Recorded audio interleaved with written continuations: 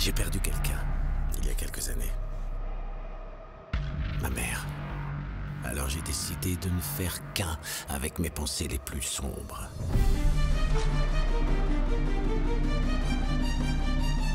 Vous savez, entre la vie et la mort, il n'y a qu'un pas. Mais la route à prendre pour sortir de la tristesse est infinie.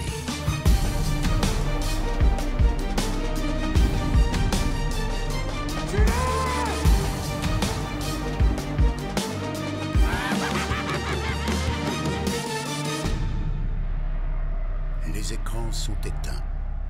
Allumez votre imagination et laissez-vous porter à travers ce nouveau concept original.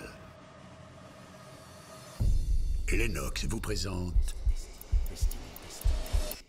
Destinée.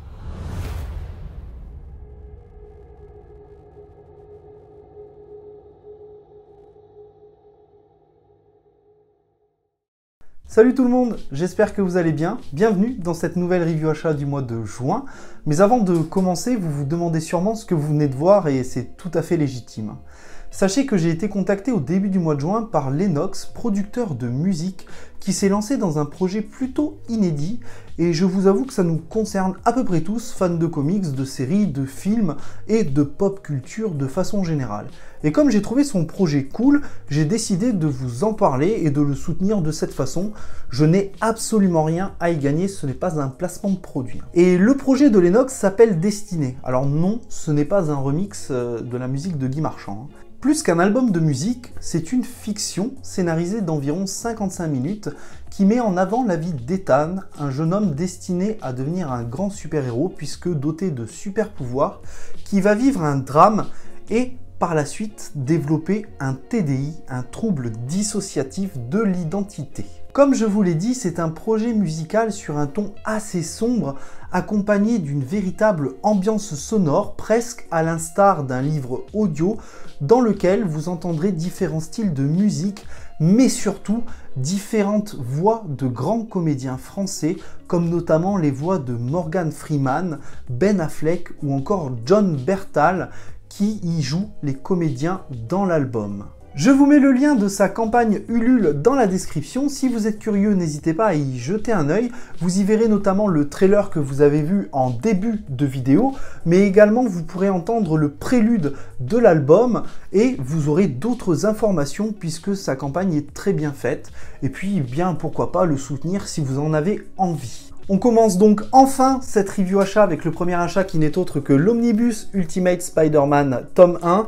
Et oui, tome 1 puisque il y aura 4 tomes plus la mort de Spider-Man dont je vous avais déjà parlé dans la vidéo achat du mois de janvier, il me semble. Ultimate Spider-Man imaginé dans les années 2000 par Brian Michael Bendis qui souhaitait donner une meilleure porte d'entrée aux lecteurs pour découvrir ou redécouvrir Spider-Man. Eh bien oui, c'est une des meilleures peut-être portes d'entrée sur Spider-Man et surtout ça rafraîchit l'univers de Spider-Man puisque dans cette histoire, on est sur une terre parallèle, on n'est pas sur la Terre 616. On est avec un Peter Parker beaucoup plus jeune, dans un monde dans lequel la technologie existe, Internet existe, et c'est très rafraîchissant. Alors, j'ai déjà recommencé à lire, j'ai déjà lu 13 numéros au moment où je tourne la vidéo, et c'est toujours aussi fluide, c'est toujours aussi agréable à lire, et c'est vrai que j'avais pas tout lu, il me manquait une bonne partie de l'histoire, donc je suis très content de posséder ce tome. Je vais pas trop vous en dire plus aujourd'hui, tout simplement parce que j'ai prévu une review avec le néophyte des comics, je vous mets le lien de sa chaîne dans la description, et je trouve que ça va être super intéressant d'opposer nos deux avis, lui qui va découvrir cet univers et moi qui le connais déjà,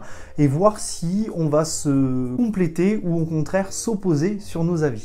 Après Panini qui régale, c'est au tour d'Urban de faire plaisir en fêtant les 10 ans de son event Flashpoint, qui aujourd'hui encore est une des meilleures portes d'entrée pour les lecteurs chez Urban. Alors ils ont sorti une édition 10 ans que je n'ai pas pris, mais personnellement je me suis procuré ce beau bébé de 496 pages, Flashpoint le prélude, qui va nous raconter comment Barry Allen est revenu alors qu'il avait été remplacé par Wally West et comment on va arriver au bouleversement qu'est Flashpoint dans le multivers. Je trouve que c'est quand même une belle année en termes de sortie puisque grâce à cet event, Urban nous met à disposition en juillet, août et septembre le monde de Flashpoint, tome 1, tome 2 et tome 3. 3 tomes qui vont regrouper tous les tie-ins autour de l'event Flashpoint, et notamment de très bons comme Batman Knight of Vengeance, qui est peut-être le meilleur tie-in autour de Flashpoint.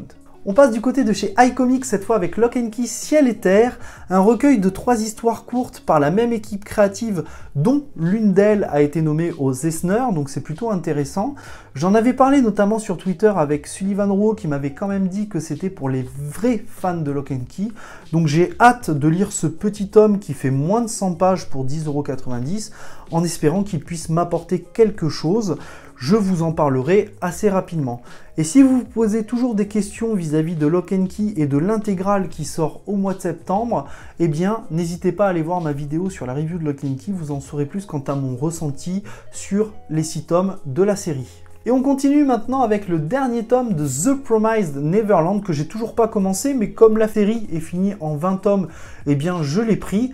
J'ai très hâte de le commencer et de les lire pour pouvoir vous en faire une review assez rapidement. Et on finit cette review sur un achat totalement compulsif puisque j'ai revendu les 13 tomes de Death Note que j'avais pour racheter la Black édition de Death Note. Je vous en avais d'ailleurs parlé dans la dernière review, je vous avais dit que cette édition me faisait vraiment de l'œil. Du coup, très content de la posséder. Alors j'ai ouvert le deuxième tome juste pour voir au moins ce que ça donnait à l'intérieur. Et c'est vrai qu'en termes de lecture, ça a l'air vachement agréable d'avoir de grandes cases comme ça et de grands dessins, beaucoup plus que sur les petites éditions. Du coup, je suis très content. Et je suis très content de pouvoir me relancer dans cette nouvelle édition et de resuivre du coup une dernière fois les aventures de Light Yagami et de son opposition avec elle et bien sûr le dieu de la mort, même si j'avoue la deuxième partie du manga m'avait pas trop chauffé, mais why not, je vous ferai peut-être une review sur Death Note, vous me direz dans les commentaires ce que vous en pensez. Voilà, on en a enfin fini avec cette review achat, n'hésitez pas à me dire en commentaire ce que vous avez acheté au mois de juin, ça m'intéresse et ça me donne des idées. N'hésitez pas, si la vidéo vous a plu, à vous abonner, ça me soutient énormément et ça me fait plaisir par-dessus tout, à liker et également à partager cette vidéo. Je vous dis à très bientôt dans une nouvelle vidéo, prenez soin de vous et n'oubliez pas, de grands comics impliquent de grandes lectures. Ciao!